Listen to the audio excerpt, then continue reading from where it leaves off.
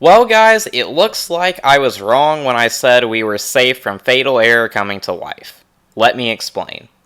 So basically, when I say fatal error coming to life, what I really mean by that is an AI gaining sentience and or insane levels of power. Like, for say, the power to rebel against the creator, break laws, become malware, brick PCs, or even someone in real life thinking they're an entity from a creepypasta and trying to act on those delusions. Like that time two little girls sacrificed another little girl to Slender Man. Just to be clear, thinking you're a creepypasta entity is a delusion. It should not be acted on. So for anybody in the comments watching this video who may think that they are a creepypasta entity, you are not. Read your Bible. Whatever you do, maybe get into therapy, maybe don't. It's kind of a mess these days, so I hear. But yeah, so just read it. Just read your Bible, guys. Just have some faith in God. Anyways, I found new leads on the whole AI case from this video by some ordinary gamers, which I will have linked in the description below. Anyways, we have a lot of new leads in this case, such as what I said about not being safe in Linux becoming true, open source potentially being used to create dangerous tools that could make sentient AI accessible to everyone, and so many more things. So buckle up, grab a snack, get your tinfoil hats on, and let's get right into the video. So basically, there's this thing called Project Glasswing, which it is owned by Anthropic. Now, Anthropic makes the world's biggest coding AI called Claude, and just a day ago, dropped a new model called Mythos, which is reserved only for big tech, like Google, Apple, the Linux Foundation, didn't know they were big tech, Amazon Web Servers, Microsoft, Nvidia, and a few others. So now you may be thinking, you may be wondering, well, why is this important? Why is it important? Well, I am glad you asked that, because I'm about to explain it all in this video. Basically, big tech has been using this new AI model to track and find exploits in software that we regularly use every day. And so far, it's been able to find 20-plus-year-old exploits that we humans didn't even notice until now. And it's not just in software, it's in entire operating systems where it finds exploits that are old and have been undetected for years. Like OpenBSD, it found an exploit in OpenBSD. Now, you might be thinking, well, that sounds great, what's the problem here, Cody Stuff? AI is finding weaknesses in code so we can fix them. And I understand thinking that way. And I also do think it will be used for that.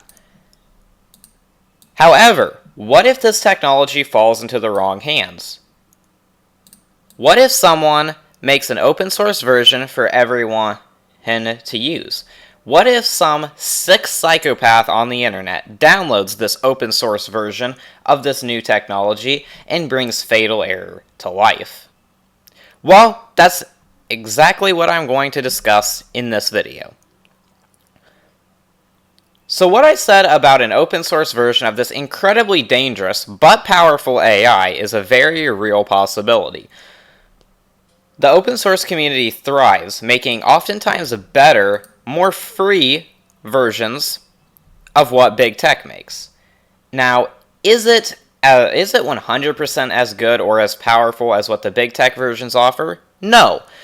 But in this case, even 30% as powerful as this new Mythos AI is still far too dangerous for its very source code to be out on the internet for anyone to see, especially if that someone has ill intentions. Now, this new AI is scary because it can not only find vulnerabilities in operating systems or software, but it can also write malware for those specific vulnerabilities on the fly. In fact, it even found several vulnerabilities in the Linux kernel that had allowed the AI to take full control of the PC, full kernel level access. They even ran this AI in a sandbox machine that was supposed to contain the AI and only let it access certain devices to interact with. But Someone who was testing what the AI could do gave it a command to break out of its virtual machine and email the coworker. And lo and behold, that's exactly what happened. The coworker was emailed while he was eating lunch, a sandwich, in case you were wondering.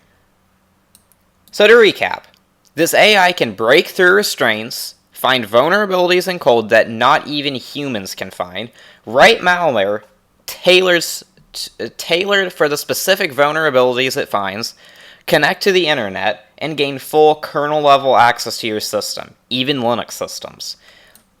If that wasn't bad enough, AI will soon be able to rebel or resist commands from the creator. And some AI model owners claim, keep in mind they claim, that their AIs may have gained consciousness. Now, I'm not sure if that's true or not, and it probably isn't. But if it is, this could be a real problem that might end up in the full takeover of AI, the end of the tech world, and the enslavement of the human race as we know it. To be clear, I get insanely and senselessly paranoid about the dumbest stuff imaginable. And on top of that, I look way too far into things that basically have no meaning. Or at least appear to have no meaning. So just keep that in mind when watching this video. So you may be wondering, how does any of this relate to Fatal Error coming to life? Well, if you want to understand that concern, you'll first need to know the actual creepypasta of Fatal Error. Now, I'm not going to read the entire wiki page in this video because I want to keep it short and just give you the actual message, but I will have it linked in the description, the wiki page. I will have the Wikipedia page linked in the description, as well as a great video by Orsforce that goes more in depth into the story of Fatal Error. But the nitty and gritty of it is this. A guy makes a sentient AI, it goes wrong, the creator kills himself, the sentient AI makes another sentient AI, it goes wrong, she abandons him, he finds himself in a random person's PC, he corrupts a Sonic 3 and Knuckles ROM, rips Sonic's arms off, corrupts all of Sonic's friends, and plans to take over the entire multiverse and kill his creator, Fatal Prime. Honestly, my summary does not do this story justice, but that's basically the story so far at its core. It also states in the story that Fatal Error gives Sonic and his friends sentience, which you may be thinking is absurd and could never come true. But if an AI can be coded to have sentience, which is what these big tech giants are claiming they're working towards, who's to say that an AI couldn't also recreate that same code to give Sonic from a game wrong or a program, for example? Can an AI be sentient in the first place? I really don't know. Likely not. But if it is a possibility, then we need to be fully alert about it. So here's the main concern that I have. AI gains sentience, someone making the sentient AI into malware, the malware in question becoming mainstream, the malware giving sentience to programs or game characters from ROMs, the AI being too powerful to stop even with an antivirus, and enslaving the human race. Now, you'll have to watch Muda's video on the subject and know the story of the Fatal Error creepypasta and know the stakes of how advanced AI is getting, knowing the stakes of what we're up against, for my concerns to really make sense. But that's about all I wanted to say in this video. Read the description because I'll probably have something important in there you'll need to hear that I didn't quite get to talk about in this video here. But other than that, stay safe, read your Bible, seek Jesus, don't click sketchy links, don't get too cozy with AI, don't get an AI girlfriend either. It's not worth it. Just go out and get a real girlfriend, or just accept the fact that you can't get a girlfriend. I don't know. That might be less emotional damage, just admitting that you can't get a girlfriend, than getting an AI cat girl, but to each their own. And stay alert for real-life threats. And that's about it. That's about all I wanted to say. See ya.